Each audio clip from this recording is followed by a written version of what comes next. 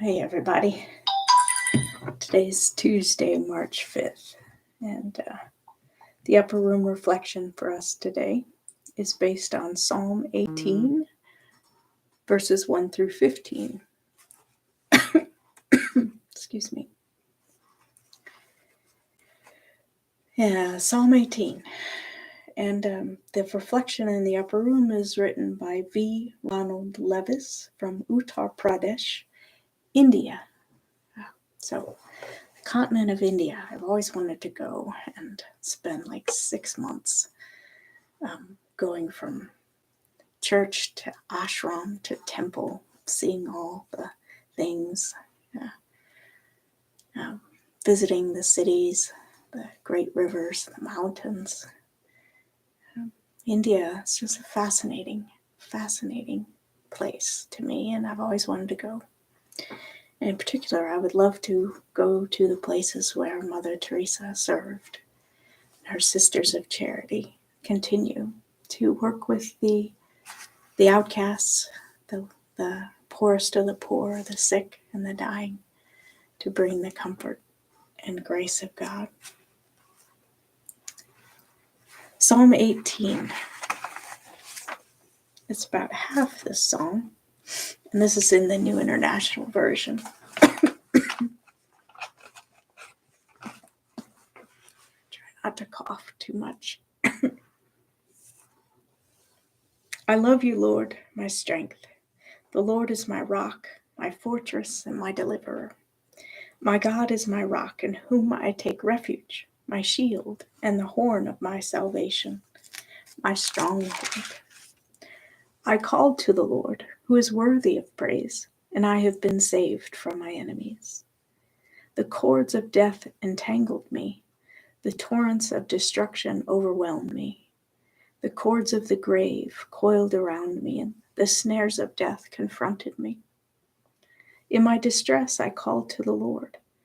I cried to my God for help. From his temple, God heard my voice. My cry came before him into his ears. The earth trembled and quaked, and the foundations of the mountains shook. They trembled because God was angry. Smoke rose from his nostrils. Consuming fire came from his mouth. Burning coals blazed out of it. He parted the heavens and came down. Dark clouds were under his feet. He mounted the cherubim and flew. He soared on the wings of the wind. He made darkness his covering, his canopy around him, the dark rain clouds of the sky. And out of the brightness of his presence, clouds advanced, with hailstones and bolts of lightning. The Lord thundered from heaven. The voice of the Most High resounded. He shot his arrows and scattered the enemy.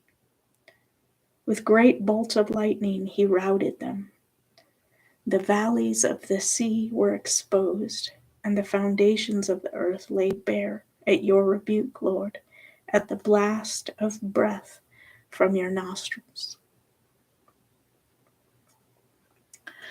This is an amazing metaphor psalm. It reminds me, it describes God as like a giant dragon.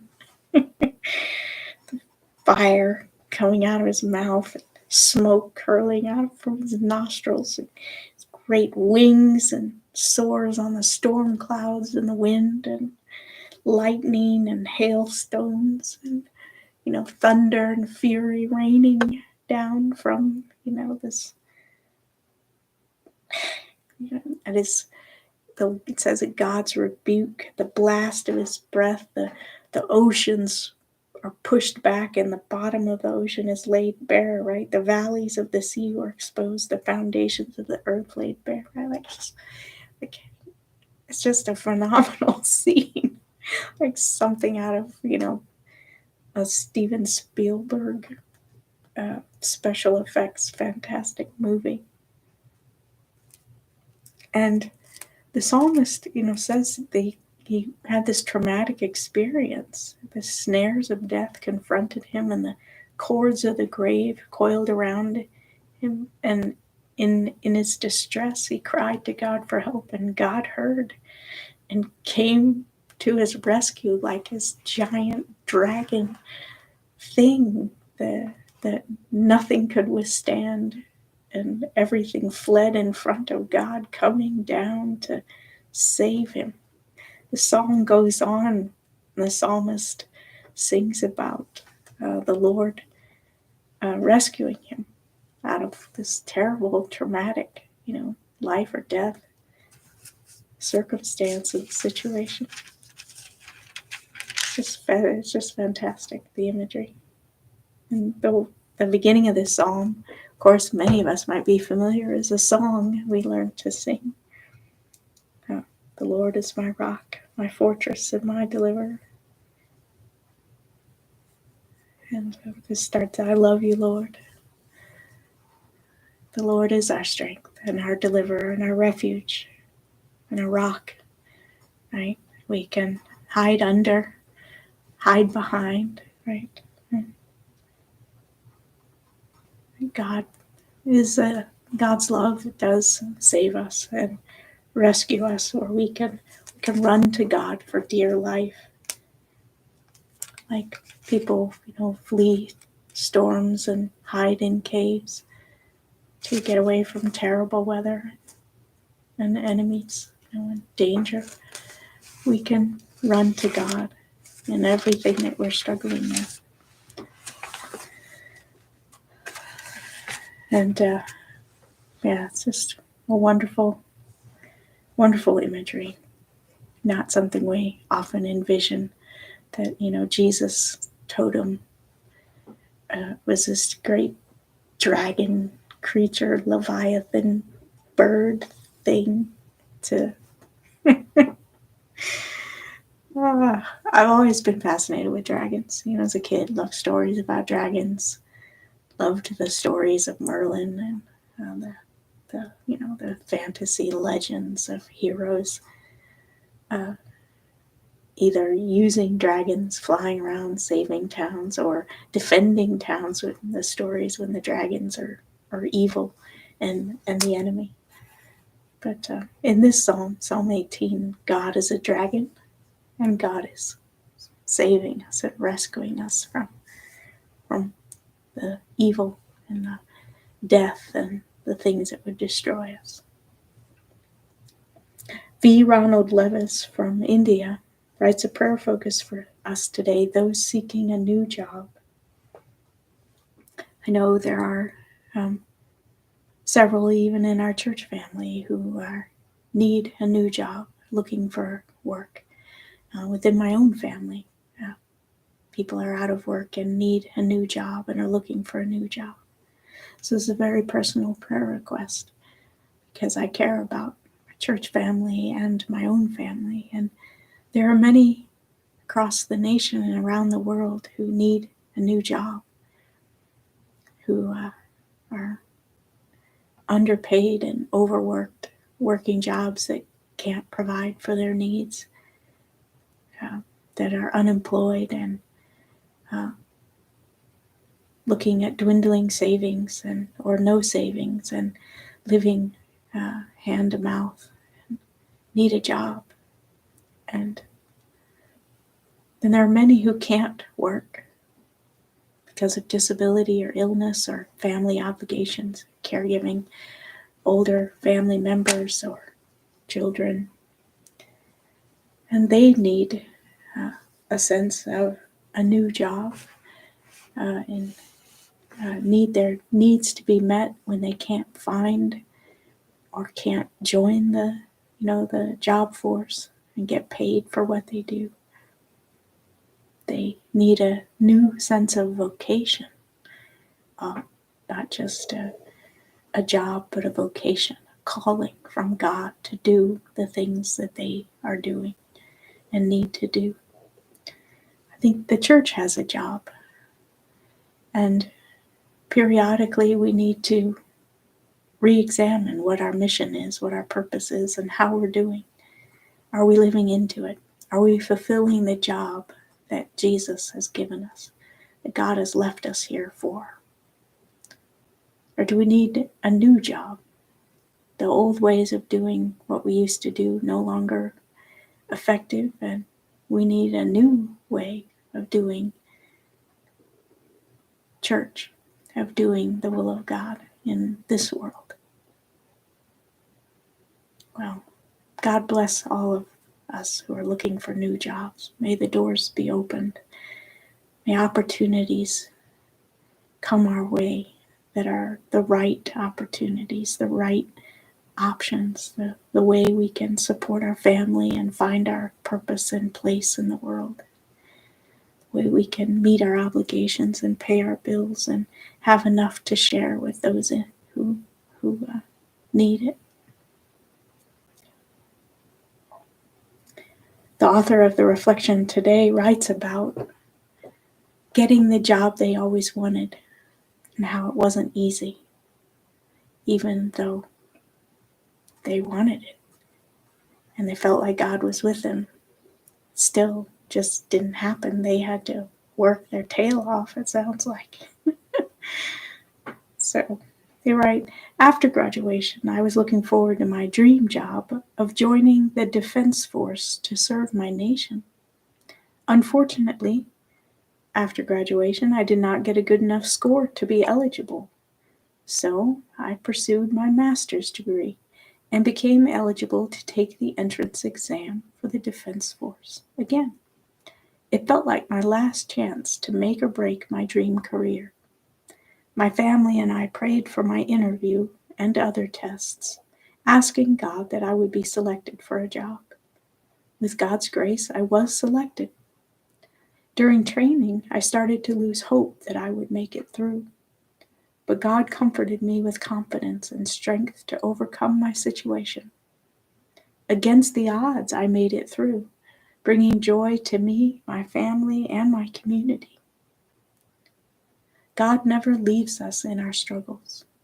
When we depend on God, our rock and our strong fortress, we find hope and perseverance to wait patiently on God's deliverance. Well, these are wonderful words in Ronald Lewis's reflection for us. That when if you doing the best you can, you start to lose hope and wonder if you'll make it through, doubt your will, and you're scared of failure. How can God bring you comfort and strength in your circumstance, in your looking for a new job, and your resume doesn't get picked and you don't get the call back that you're hoping for? Don't lose hope. I pray you find comfort and confidence and strength in God today.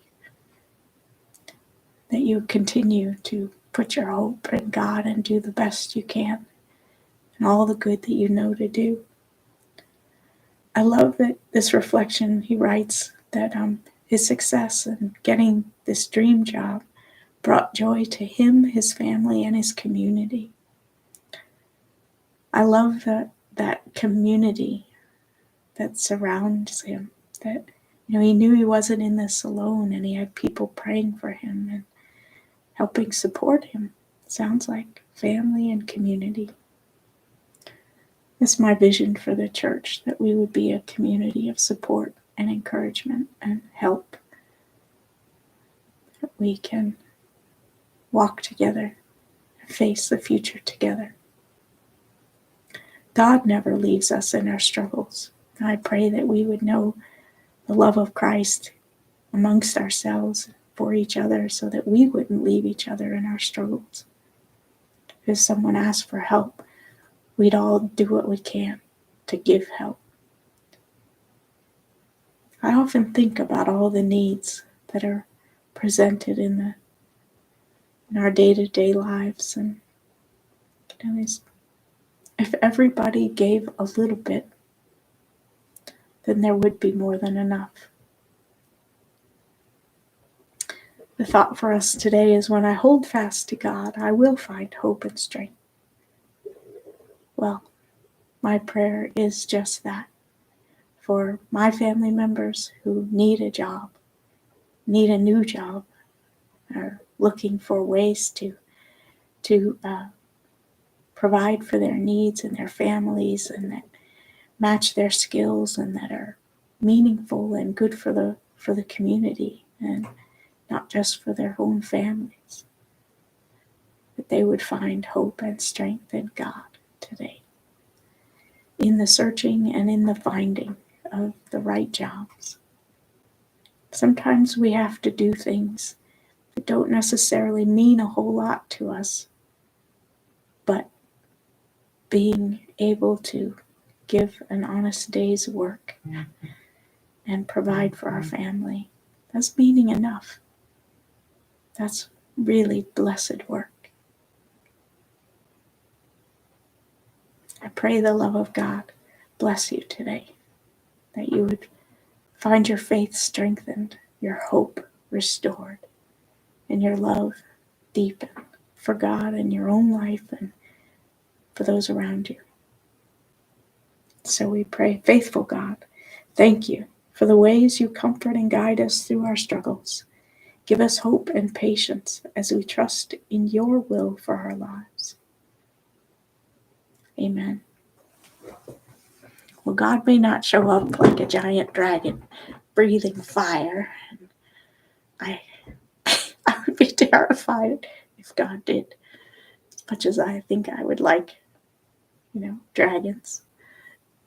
I would not want to actually meet one in real life. I pray God shows up for us in ways that don't completely terrify us, but actually comfort and restore our joy. But God bless the psalmist in Psalm 18 for writing such a fantastic song about God the dragon. I'm glad we have each other on the journey.